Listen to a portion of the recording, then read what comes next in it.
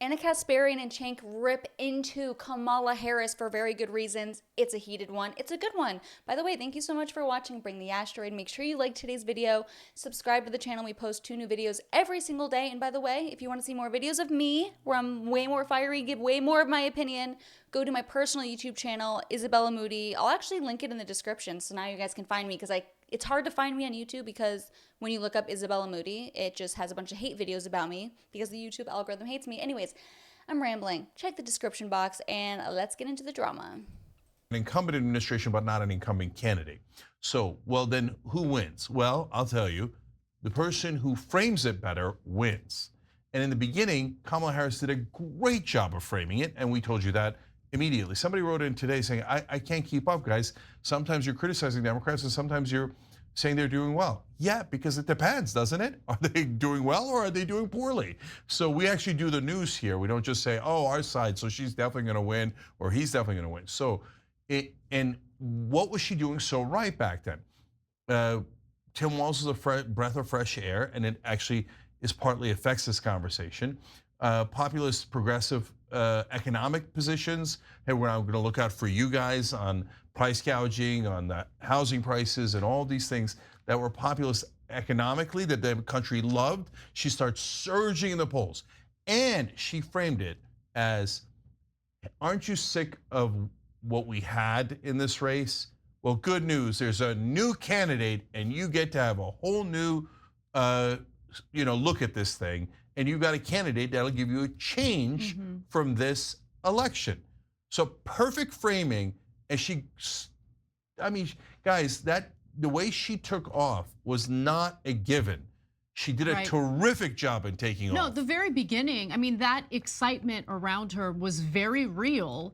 And the messaging that she put out in the very beginning of her campaign, I believe was successful because she provided excitement as a new candidate, of course, that's part of it. And there was a little bit of a honeymoon period, but she came out by naming Tim Walz as her running mate. Like, she was signaling that she was gonna moderate certain elements of the left-wing policy that is not so popular, but kind of focused on like the working class messaging that I like, especially when she chose Tim Walz. But then she did like a big pivot away from that. And not only was it a big pivot away from that, she then started talking about how honored she was to get the endorsement of some of the worst like war criminals in the country, like Dick Cheney. Why are you campaigning with neocons? I was thinking about this the other day. So she was campaigning in Wisconsin with Liz Cheney. And the idea is, well, if I campaign with a former Republican congresswoman, well, maybe she can convince some of the Republicans in the state to support me, right? That's the thinking. Except Liz Cheney lost re-election. And she lost re-election. Like, the Republicans in Wisconsin don't love Liz Cheney. Like, I don't understand what the real benefit is of campaigning with them. If they want to endorse her, there's nothing Kamala Harris can do about it. But it's something entirely different to decide, like, hey, I'm gonna go out and campaign with the Cheneys. Yeah, so I wanna pick up on that in a second, because so when she's framing herself as a change candidate, 2 things that helped a lot that we just discussed. One is, hey, I'm changing the race. The race was Trump versus Biden. You hated that race. Now you got a whole new race and a whole new option. Beautifully framed. Hey, I picked Tim Walz. No one expected me to pick Tim Walz. Tim Walz is the most real looking out of all these guys. The least plastic, least fake. The most liked. The most liked.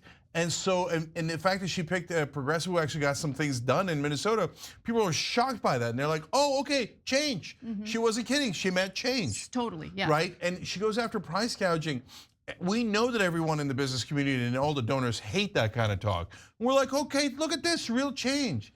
But when she goes back to sending out all of her surrogates, Mark Cuban and the others, all over cable news going, no, big business, don't worry. She's even more Can you believe that Mark Cuban, by the way, like supports Kamala and doesn't like Trump? Like, what do they have on Mark Cuban?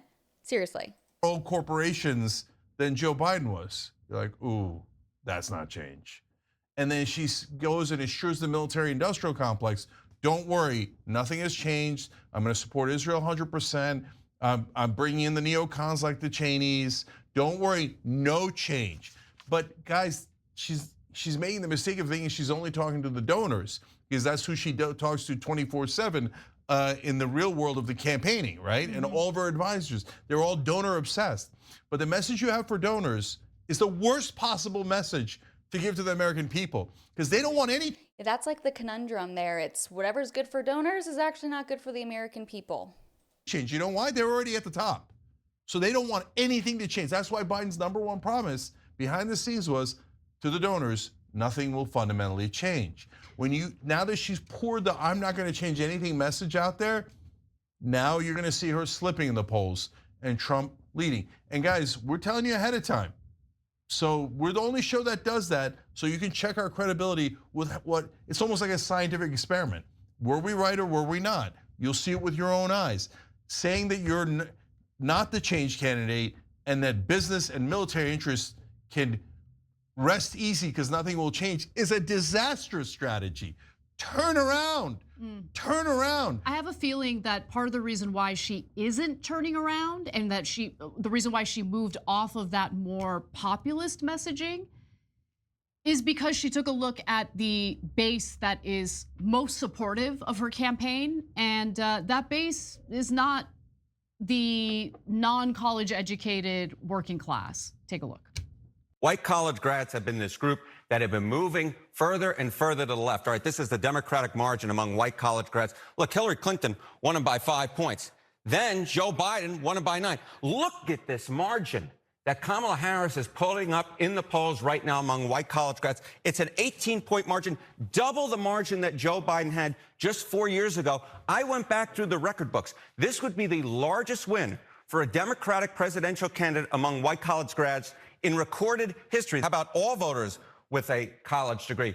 It's basically the same story. It's historically high support for a Democratic candidate. You see right now Kamala Harris leads in the polls by 21 points. That's 3 points higher than Joe Biden did 4 years ago. At 6 points higher than Hillary Clinton did 8 years ago. How many voters? Wow, they are really reaching for anything, just trying to make people think that Kamala is so like massive support for Kamala. Like the only people that support Kamala are hosts, and not even all the hosts. They're turning against her now. Do have a college degree. Right, so this is the second part, the key nugget here, an increasing share of the electorate. You know, you go back 44 years ago, just 21% of the electorate had a college degree. You go back 24 years ago, 31%. You go back 4 years ago, you're up to 40%. This year, it looks like a historically high proportion of the electorate, 41% will have a college degree. Now, one could argue that the increase of college-educated voters in the Democratic Party has to do with the efforts to cancel student loan debt. You know, that's a possibility. But the other thing is, you know, individuals who have graduated from college are far more likely to be affluent. And so a lot of her messaging has, in my opinion, kind of shifted over to appealing toward more affluent Americans. So yes and no. So it's a little bit more complicated than that, because the very richest people in the country disproportionately support Trump. Because to them, they think, no, Trump's exactly like us, and they identify with him. Take everything, leave nothing behind, okay?